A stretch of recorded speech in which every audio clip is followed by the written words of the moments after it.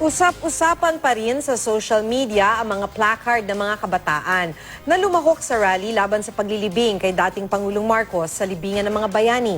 Ang mga mensahe kasi sa mga placard, tatak millennial. Makibalita tayo kay Cedric Castillo.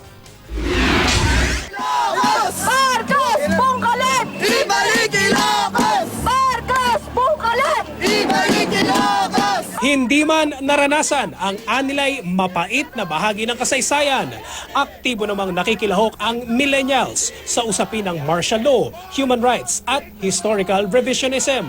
At ang protesta ng millennials na isinulat sa placards, bunga raw ng pinaghalong talino at malilikot na imahinasyon.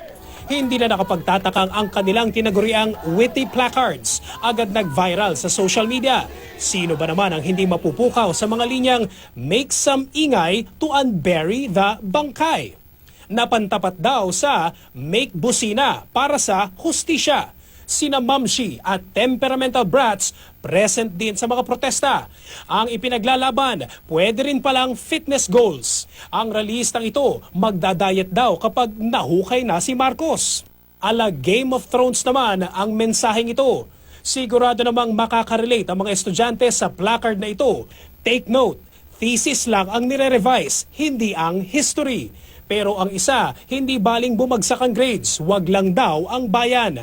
At naisegue pa ang hugot pag-ibig sa mga linyang ano nga raw ba ang top 2 lies ngayong 2016. Number 1, I love you. At number 2 raw, Marcos is a hero.